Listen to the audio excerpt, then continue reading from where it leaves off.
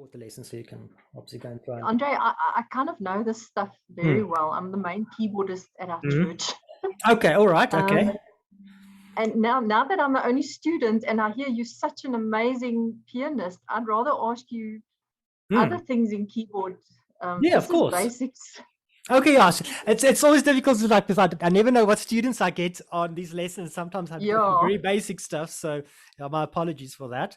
But if there's anything else you want to, like questions you have about it or whatever, I'll be glad to answer. One thing, okay, sorry, I'm going to change it slightly. I'm going to jump right ahead if that's okay. Yeah, of course. The charting that you would do for normal musicians, we do basic charts with just the words and from multi-tracks. I'm sure you're also familiar with multi-tracks as well. So JP does the chart, has all the words, chorus, verse times 2 or whatever, and then just the chords. But we don't have the charts now. I don't know if you know Bruce Wallace. Yes, you know Bruce Wallace. Okay, from Choose Life. They do the proper charts that apparently is done worldwide in music. Yeah. And now that's what I'm interested in. He does it with Cubase. So what does that kind of look like? How do you do that for your musicians? Do you do that charting for your musicians, or do you just do this rhythm one that you showed me now? It really depends on the situation that I'm working in. If it's, let's say, a typical cover band gig. So like on Saturday, I had a gig with a cover band and they're just learning, just playing typical top 40 stuff. Most of the times, those guys are just going to learn the stuff by heart, or they will have that charts with the lyrics written in and then just the chord symbols above. Like I said, there's a lot of different approaches to it. And it's literally what's fit for purpose, and also how much the student really knows about reading music and stuff. A lot of times with vocalists and stuff, they mostly rely on the lyrics and stuff, so they're not dissing vocalists as such at all. I mean, there's vocalists that can really read music very well. I mean, I'm working with a fantastic jazz musician myself that can just read anything. But the nature of vocalists is they're not really readers as such. You can give them lyrics, whatever, and their ears are so developed they can just listen to something and they're totally cool with that. So in those situations like cover bands and stuff, it's mostly a thing where they will either have just the lyrics with chord symbols above, and it happens a lot in praise and worship bands as well, where the musicians are not maybe trained readers as such, and you can get away with it, but there is certain limitations to that as well. And the problem with that, I always find, is like if you don't know the song and there's a lyric written on a piece of paper and there's chord symbols above it, you don't know where in the lyric necessarily the chord is going to change. So that's where this kind of charts that we use here, the rhythm section, the generic rhythm section charts, are a lot more useful, because you can see exactly what phrase is supposed to be played, where it's supposed to be played, and where accents and things like. So you've got a little bit more information on that side of it. But then you also get like the guys that will go and write out the exact, almost like a classical part for you. You would get that typically in, let's say, maybe shows like tribute shows, those kind of things, where they want to replicate a tribute artist. The music must be spot on to what the original artist would have done. That's when they'll do the typical classical, writing out the treble clef, writing out the bass clef, and that's the note you play. Some of them won't even have chord symbols. It'll be like a very classical approach to it. So I think it's really more about the place in the band, or the situation that you're going to perform for, where that really helps. But are you interested in like writing music like that, or putting something together like that yourself, or? Well, we were considering it. It's just we were thinking, who's going to get the time to do that? I definitely won't. Our church is run on very few staff members, so we do a lot of different stuff. And just to do worship, there's no time just to do worship, working out stuff. That's why you have like almost specific arrangers, like they guys that just work in the industry as that's their job. They're not a performer. as such. They're not a music director.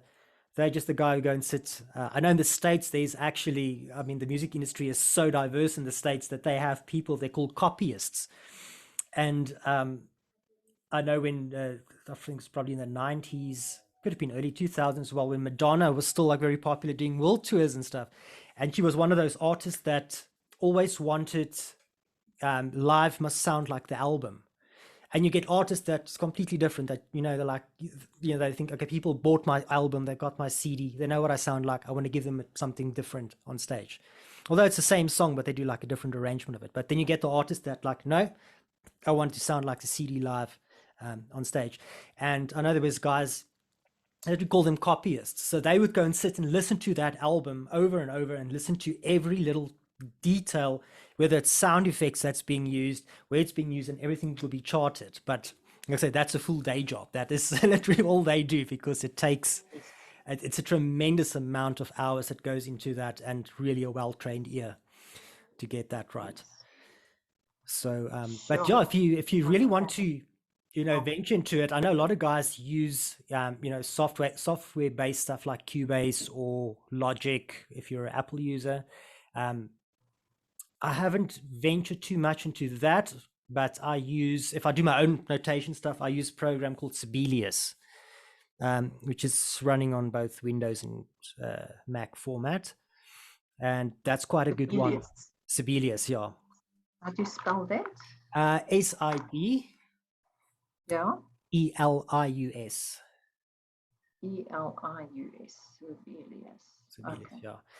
And then there's another one which is very similar to Sibelius, which is called Finale. Okay, FINALE with a it's FINALE. Finale, like final with Yes, so that's the other one, also very good. I haven't used Finale in some time.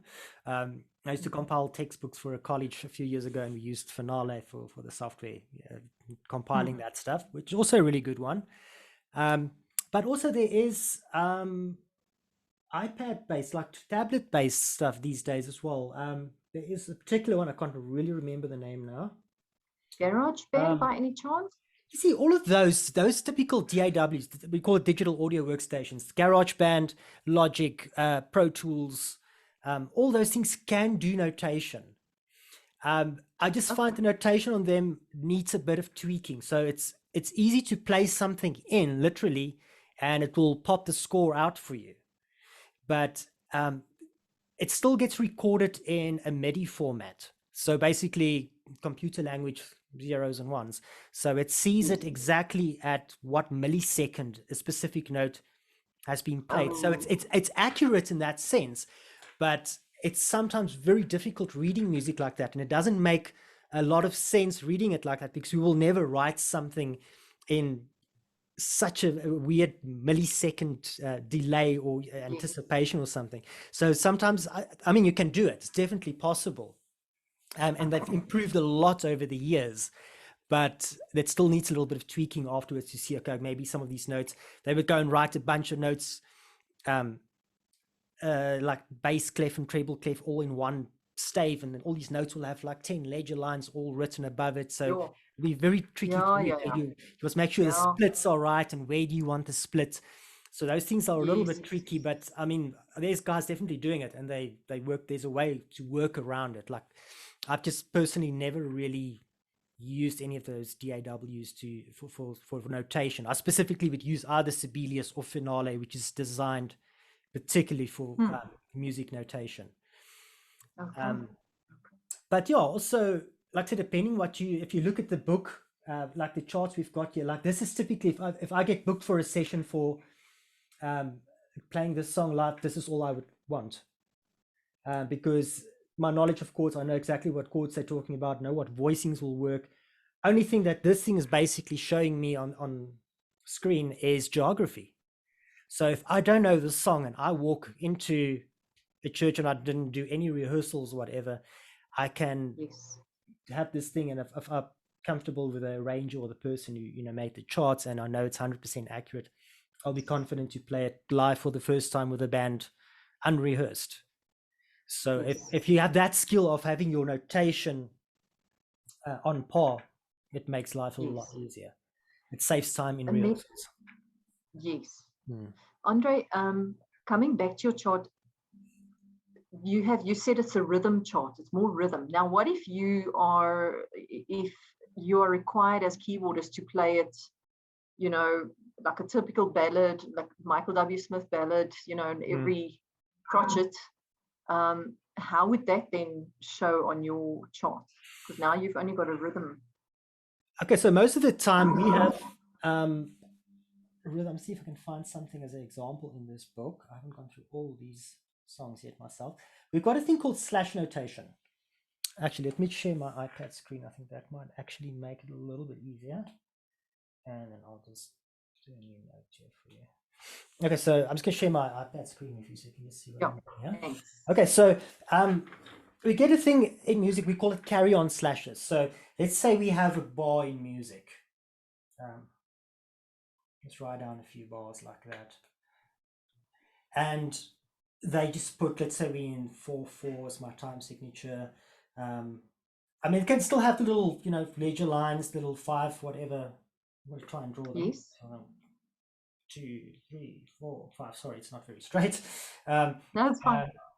Key signature, it's supposed to be the other way around. First key signature, clef, and then time signature, then so it's a little bit messed up, but they can still put like a G major, whatever. And they put, let's say, the chord G. Sorry, this thing is not going all the way. It's supposed to. Let's say that's the G chord. Sorry, I'm writing really ugly here. They have a system called slash notation or carry-on slashes. So what these carry-on slashes literally will do, they'll just put little slashes like that. 1, 2, 3, 4 over there. And they would normally represent comping. Comping meaning like playing something that will typically be a quarter note in this case, between 4, 4. So if it's a G chord, I can just play 1, 2, 3, 4. Next bar might be, let's say, a D chord with the 4 and so on. This could be A, maybe first 2, and that could be, let's make it B minor on B3 and 4. So I can have, that will tell me immediately 1, 2, 3, 4, 1, 2, 3, 4, 1, 2, 3, 4. And that's just playing very basic voicings that will work over it.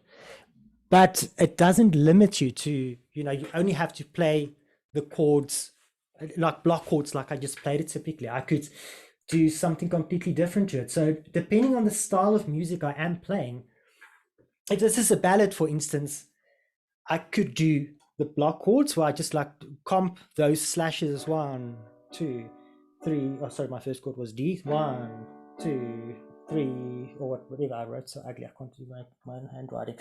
G major, 2, 3, 4, D. Then do it like that. A.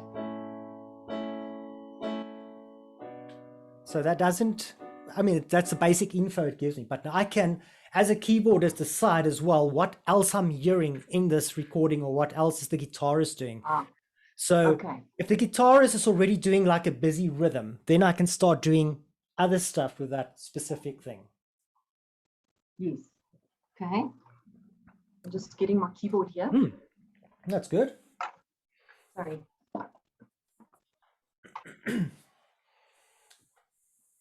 So yeah, it's really depending on what, because we never want to clash with other instruments in the band, that's kind of the thing. So a very important thing is with chords is like obviously on a guitar, it's something that, there's also jokes, like something that's like this close is a voicing where guitarists will just hold this little something close here and strum, might be something like this for us on piano, and you have to put your right foot on to play the top note. So it's such different instruments that the way they would voice something to the way we would voice something, and there's always the culprits are normally the piano and the guitar that can clash.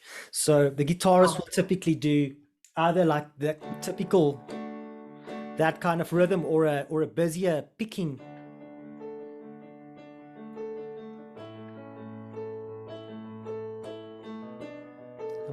guitar might do something like that.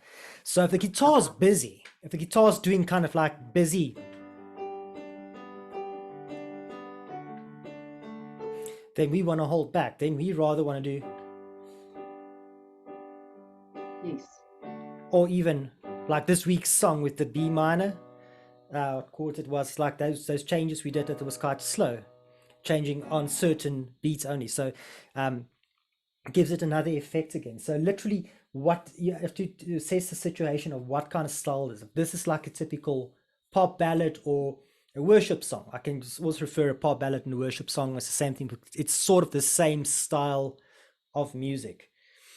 So that's the kind of thing I would do rhythmically if I see a chart like that thing I draw on the iPad. If they want me to play a very specific little riff in between those things, then I would want that notated. So let me just get the screen on here again. So let's say I have sorry. 1, 2, 3, 4, 5. It's got there. Okay, let's say in the key of C major, 4, 4, and they just gave me 1, 2, 3, 4, C. Let's do another C chord over there. And in this bar, let's say they want me to play the F chord.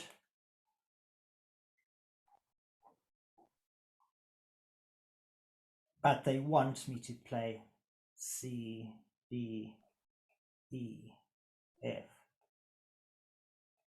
Sorry, very bad handwriting once again.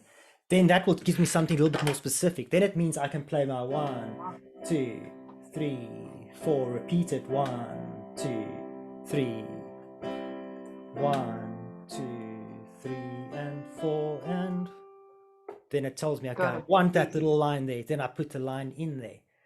But I'm only going to indicate those kind of things when it's necessary. If it's some part that the song requires, like a very specific a section that the song would require. If you think of let's say something commercial like Coldplay, clocks from Coldplay would be that what was that? What key was it in? I can't remember.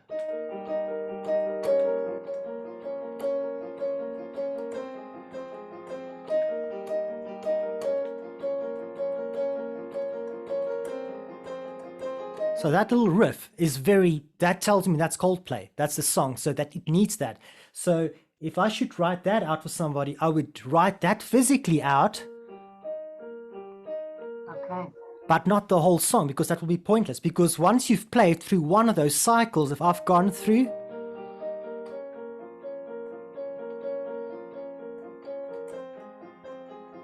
once I got there, I know what I'm doing now.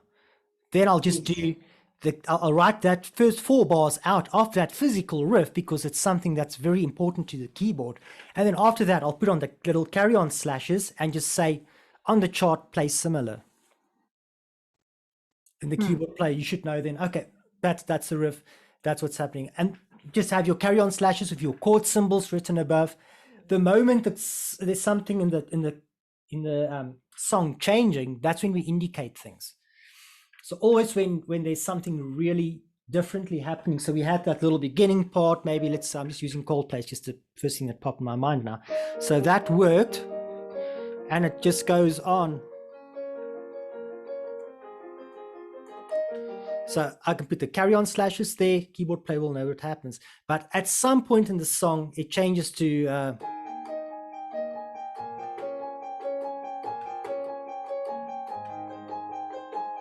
new section.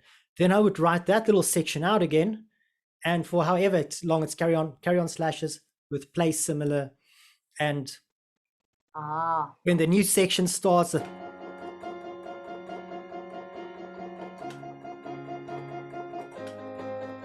little bridge section, then I will indicate it. But as long, I mean, it's not necessary to go and write, because it actually makes the reading part. If you go and write it, I mean, it's nothing wrong. You can go and write out every single note that's being played there, but it just wastes time. and to read through it as well is not easy because it's so repetitive. It's actually easier to lose your place trying to like, okay, there, what bars are down, because it's the same thing over and over and over. It's actually a lot more difficult to read it that way. So stuff like that, where it's very specific, you write a specific thing, give them slash notation, or tell them repeat this section maybe 8 times or whatever. So you'll get a lot of like, that's what I like about drummers. If you ever look at the drummers charts, they would have like maybe a little pattern written there, and then they would have carry on slashes, and it will say play 16 times more as a shorthand, because otherwise, yeah, Okay. I think it was just the thing about condensing, the sheet music in such a way that it doesn't take up too much time and effort to go and write it out. It gives the player, the necessary information that the player needs, and only when something really changes, then it's indicated. Okay. Yeah, I think arranging is maybe your thing. I think it sounds like you're quite interested in the field of arranging. Yeah, I normally direct the big events Mm. at our church. Corneille does those Sunday to Sunday music directing. So especially with those events, then we get pro musicians in. And yeah, and I've got albums and whatever, arranged some albums and produced them as well. But Yeah. just the charting for the band, this is so Mm. nice because Yeah. normally I just quickly make little notes of my own notes, if there's a specific Yeah. line, but Yeah. this is fantastic, especially Yeah, for no, a it's, proper. yeah, like I say, the best way to start, especially if you're going to write, that do the typical we call small group arranging, like for rhythm section for the band, Yeah. is Yes. starting out. I say with the skeleton, starting out with like the thing we did with the slash notations. So if I have to transcribe, because that's kind of the first natural step for making a chart, is either transcribing. Sometimes you're lucky, you can find the music, like the lead sheet online, the typical thing that's got the lyrics with the physical notation for the lyrics and the piano accompaniment. That's the most common charts we get. We call them lead sheets. You sometimes can source them online. If you can get those, it saves quite a lot of time, because it gives you, they're very accurate, and it gives you the form, it gives you the geography, the structure. So if you can source that, Yeah. it helps a lot. Sometimes you can't find them. That's when the transcribing comes in, which is also a bit of a daunting task. Is then basically go and sit with, you don't even need music manuscript paper for the very first part of it. I would say just sit with a blank piece of A4 paper and go and physically draw little blocks as bars or whatever. And first thing I would do is go and listen to the chord changes. What chords they're using. I put my little slashes in just roughly, and then I listen to, okay, where's the chords on what beats roughly do they change? Because we do sometimes get those anticipation things where you will have something that's like 1, 2, 3, 4, and changing on a very odd beat. So in that step, I won't pay too much attention to those very little minute little anticipations and delayed attacks and things. I just want to maybe have like 1, 2, 3, 4, 1, 2, 3, 4, and just do my slashes with chord symbols, so I've got an idea, an outline, a skeleton of what musically is happening with chord changes. And once I've got that thing, that's kind of your skeleton, then I'll start fleshing out a little bit more. Then it could be lead sheet if your vocalist wants the physical notation, which I can tell you now, 95% of the time it's not going to happen. Your vocalist is going to be happy just with a piece of page of lyrics, whatever, because they're going to learn it by ear. Then I would go to doing a rhythm section chart, a generic thing, depending once again on the music. If it's not something speaking too specifically to piano or not speaking too specifically to guitar, give them a generic thing. Then I almost give them the skeleton thing. But if there was specific things that was happening in the keyboard section, then I will go and make another chart with my slashes, almost copy that over from the skeleton, and then just add those little phrasings and stuff, or specific little riffs and stuff that the piano was playing in there. And I'll do the same for the guitarist. Then I've got them sorted. Then I'll go to the drum chart. Now, the drum notation is a bit of a tricky thing to learn, because different drummers prefer different charts. You get drummers that also want every little open hat, close hat pattern written out for them, and there's very specific ways of writing for drums. But once again, with the drums, you can do that thing where you write out, if you learn to see, like, okay, maybe your bass drum is normally, I'm trying to think now, it will be your on your stave, it will be the bottom space note, will be your bass drum. Your second space will be your snare drum, third space, fourth space. I think those are the hats, the toms, and then anything above the system could be your cymbals and stuff, your crashes and those things. So if you just know how to write that out, because now it's almost like writing out different instruments, because with the drums you would write out like 4 different instruments, so to speak, on one stave, because they play multiple things. So if you learn to do that, it's also a case of just writing slashes, like play something similar. If there's a specific little accent you want them to catch, you can just write an accent.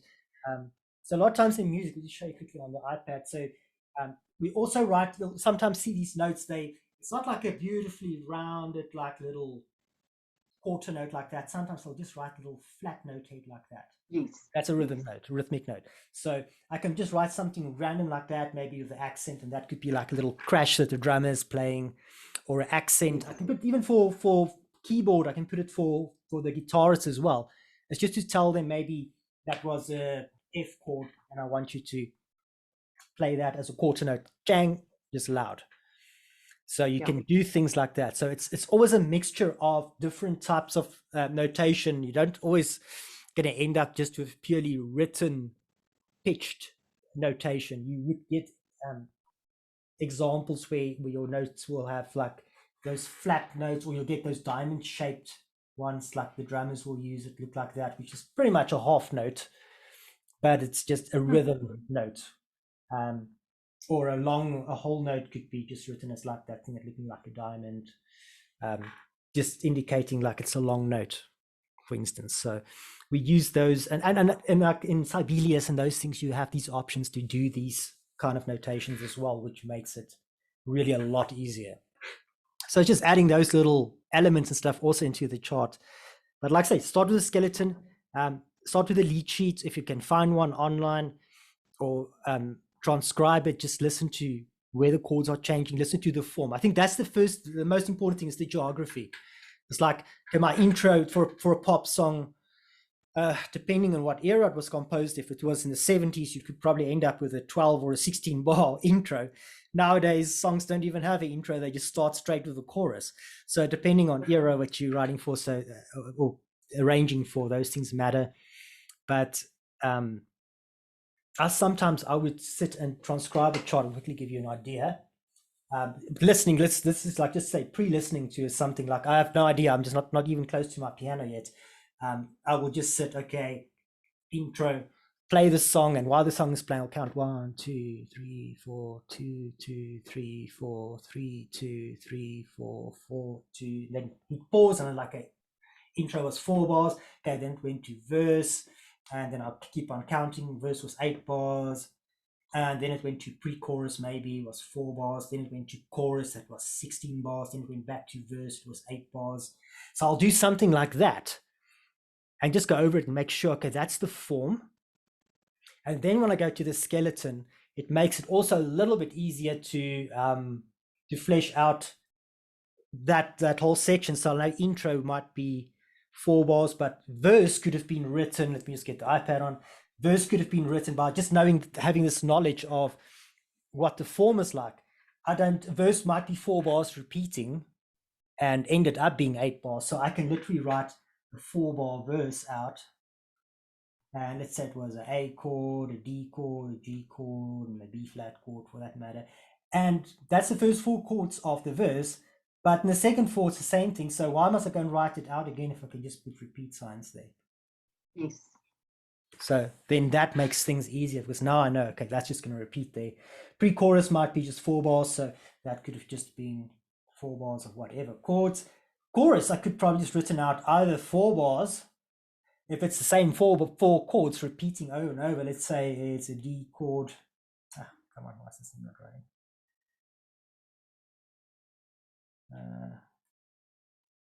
A D chord, a G chord. I'm just baffling a bunch of nonsense here. Let's say that's happening for 16 bars. I can just write out 4 bars, or I can do 8 bars if I really want to, or just put repeat signs and just say times 4 next to it. So that's perfectly acceptable. Saves time. So if there's, and especially if there's nothing particularly interesting happening in those 4 bars, if it's just straight comping, just make it easier like that. But if something happened in bar 11, then I'm going to have to indicate it. Then that's not going to help me anymore. Then I'm going to have to write out maybe 8 bars. Yeah. Then make sure that when I get to bar 9, 10, 11, I put in my little thing. And then, so it's things like that that will change depending on what's happening in the song. Once you start building your skeleton, it's like looking out for things like that, using those shortcuts. Yeah. It's also what's it called? Sibelius program or Finale program. If let's say we sing Surrounded, for example, the one Sunday, and 2 Sundays later we sing it again, but we just feel, no, we just want to repeat the chorus, or we want to add a tag at the end. So now what? Can you quickly do it in your program? Yes, you can. You can absolutely, you can insert a bar, insert a blank bar, or you can insert a section, or you can copy something else into a section. So with that software, it makes it a lot easier. You don't have to go and rewrite anything. You have the flexibility of editing that thing exactly the way you want it. You can add like an extra bar, or maybe you have a new vocalist on and that vocalist needs to sing at a semitone down. You just transpose the whole score down a semitone without going rewriting the thing. So yeah, it makes your life a lot easier. The flexibility tools with those things are absolutely insane. With Sibelius, I know you can have like your master score, like that's kind of the thing. If you got your conductor, if you have like a symphony, that big piece of music, your conductor is, because the conductor needs to see all the strings, all the instruments, all the instruments. So the conductor always pages, you see like they'll play like 4 bars and he turns a page and it's 4 bars because it's 4 bars of each instrument on one page. So for Sibelius and Finale and those things, it gives you the option of having that big score as well. So if you even flesh out like little parts, like just doing a piano thing, it will go updated on the grand score. Wow. And it's easy on that big score to see if there's any clashes or low interval limits or, things like that that doesn't sound good, maybe that you want to change in the arrangement. So it makes it a lot easier. Wow. Yeah. So Sibelius, that's great. And it's nice to, especially for composers, if you want to work on your own thing, you want to hear what it will sound like if a symphony would play this thing. And is it, yes. it's going to play it through MIDI, like for software instruments, but you will get an idea how it will sound like. And then you can extract those parts. You can extract those parts, give everybody his own part. So it makes it a lot easier. Makes you feel like Hans Zimmer. Yeah, definitely. Yeah, no, Sibelius is great. I'll definitely recommend getting that. I don't think it's too expensive. I must actually go and look. I don't know what the new version. I think the one I've got is 7.2 or something. Still a very old one, but with Sibelius, there's still a couple of like shortcut keys that you just need to put on your computer, on your keyboard and stuff. You learn some of those things where you can put in like quick slash notations or just copy paste something quickly or enter notes. What's nice about it, you can physically play in the notes from your keyboard. If you plug your keyboard into your computer MIDI and play the metronome, and it will give you a fairly good, accurate representation of what you're doing, because it's got like a live mode. So it will hear what you're doing, and if it feels okay, maybe you went like a little bit over time, they will kind of force the note back through algorithms and stuff, and it makes it. So yeah, that's I know you can do a lot of these things with Cubase and stuff, but the finicky little details and stuff, I still think Sibelius is probably the best one for that. You can add a lot, and you can add your dynamic markings, your piano, your forte, your fortissimos, all those little things, pedal markings, rehearsal markings, which is very important, especially if you're rehearsing, like let's say a rhythm section with a couple of horn players, or like a bigger little combo type thing. It's always easy rehearsing those guys. We've got those big letter A's, big letter B's, big letter C. So it's like little sections in the song. We break it down for them, because your sax players and those guys don't read chords. They read notes. So if you're going to arrange for them, you need to physically write out notes, because they need to read. They readers. String players are readers. You can't give them rhythm section charts, that doesn't mean anything for them. They need to play single notes and they need to know what to play. So in a rehearsal situation, they want to know if we stop somewhere, okay, let's take it from rehearsal mark D. Then everyone, okay, there's rehearsal mark D, counting 1, 2, 3, 4, let's take it again.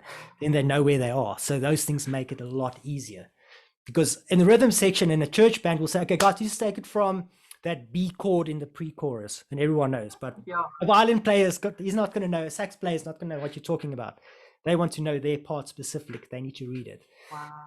So yeah, the way we arrange for, like I said, depends on your situation. If it's a cover band, most of the time, probably won't even have charts.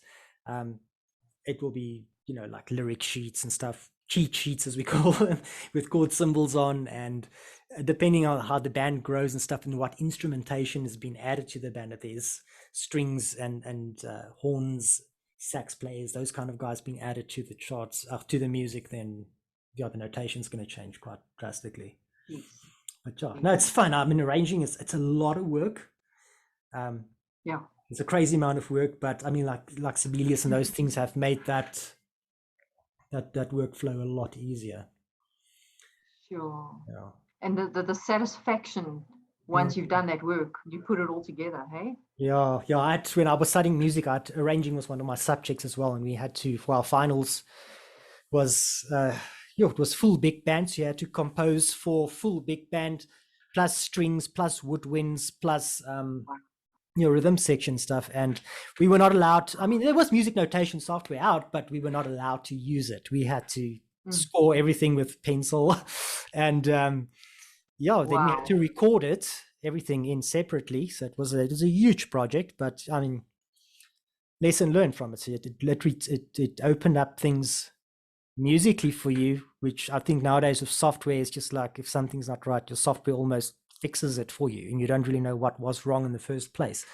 So it's still they were very strict with us, like developing a musical handwriting, which I'm still good. That's the cool thing to do, to be able to, if you sit on a bus or you sit on a train or somewhere and you're like, oh, I just want to jot down something, and you just want to got this melody in your head, it's just like, that's a rhythm, I think that's the notes.